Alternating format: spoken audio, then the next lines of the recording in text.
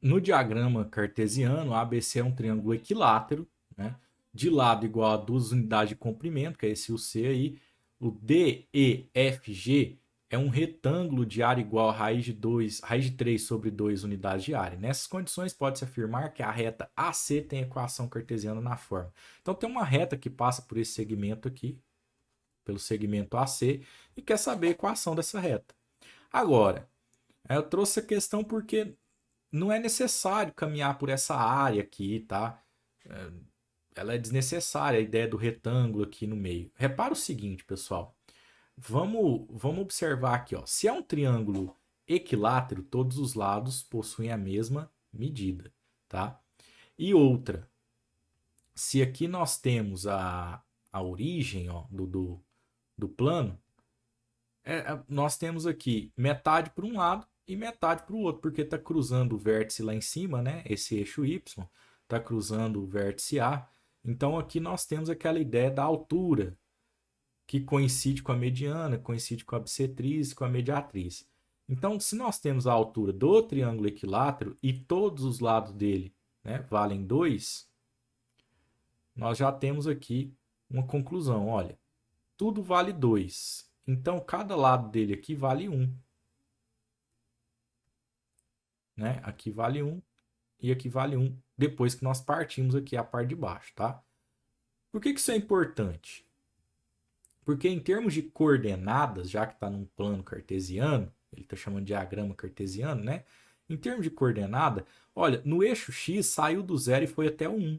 Então, nós temos como identificar as coordenadas do ponto C. Lembra que as coordenadas são sempre do tipo x, y? Então, o x caminhou uma unidade, ó. Enquanto o y não se deslocou. Pega o ponto C, ele não subiu e nem desceu. Né? A altura dele é zero. Então esse ponto é 1, 0. E se eu tiver esse ponto e tiver o ponto A, eu tenho dois pontos que passa aí, que estão contidos na reta, que pertencem, que pertencem à reta, né? Então, esses pontos, se eu tiver os dois pontos, eu consigo chegar na equação da reta. Bom, o de baixo, o ponto C, nós já temos. E o de cima? Ora, o de cima, repara que ele se desloca à altura, né? Então, eu vou destacar o triângulo ali, ó, só para você perceber. Tentar fazer um pouquinho melhor aqui, né? Tá difícil. Piorou, né? Aqui, pronto. Então, ó, vale esse destaque, tá? Eu tô pegando ali essa medida que vale 1. Essa medida vale 2, porque ele é equilátero, tá bom? E ele é um triângulo retângulo. Bom, o que nós queremos aqui? A altura. Vamos fazer essa altura aqui em outro local para que a gente tenha mais espaço. Pronto. Beleza. Aí, olha só. Teorema de Pitágoras, que diz para a gente que a hipotenusa ao quadrado é igual à altura ao quadrado mais, né, o outro cateto aqui ao quadrado. Tá certo? Existe também uma fórmula já pronta para a altura do triângulo equilátero, tá, gente? Fique à vontade para utilizar. O que nós temos aqui é 4 igual a h ao quadrado mais 1. Né? Esse 1 subtrai, então nós temos que 4 menos 1 é igual a h ao quadrado, e aí nós temos que 3 é igual a h ao quadrado, logo o h é raiz de 3, certo? Então já tem essa formulazinha também pronta, né? Que é L raiz de 3 sobre 2. Também daria certo de forma mais objetiva. Mas não lembrou da fórmula, é um teorema de Pitágoras. Por isso que eu gosto de exercitar dessa maneira. Bom, temos o H. Então vamos voltar aqui no nosso desenho. Ó. Se ele subiu H e H vale raiz de 3, significa que no eixo Y aqui do ponto, ó, no eixo Y tem uma altura aqui, ó, que é raiz de 3. E no eixo X ele não se deslocou, ele continua no zero para o ponto A. Então, o par ordenado é 0 para o X, raiz de 3 para o Y. Então é com isso que nós vamos trabalhar agora, com esses dois pontos. Se você tem dois pontos, vai se lembrar aí de que é possível determinar a equação dessa reta, tá? Tem mais de um jeito de fazer Eu vou fazer por sistema, apesar de não achar o jeito mais prático, mas você não precisa ter visto matrizes ou outros detalhes aí de geometria analítica para poder resolver por sistema, né? Então vamos fazer por sistema, tá? Pontos que nós temos, ó, ponto A, né? Que é 0 raiz de 3 e ponto C. Ponto A é o 0 raiz de 3 e o ponto C, que é o 1, 0, certo? Nós precisamos da reta que passa, da equação da reta que passa por esses dois pontos.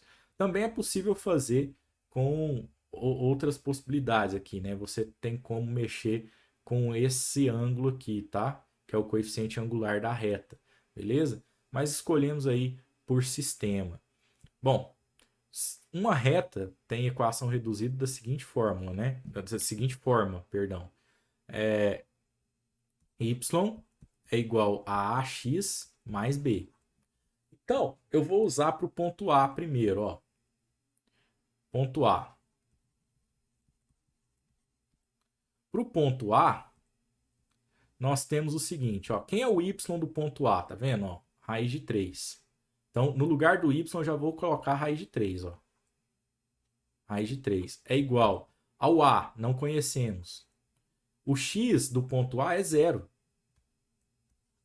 Mais o B, também não conhecemos. Então, aqui de cara, vai zerar o A, né, que é A vezes 0, e nós já vamos ter a seguinte implicação. O B é igual a raiz de 3. Beleza?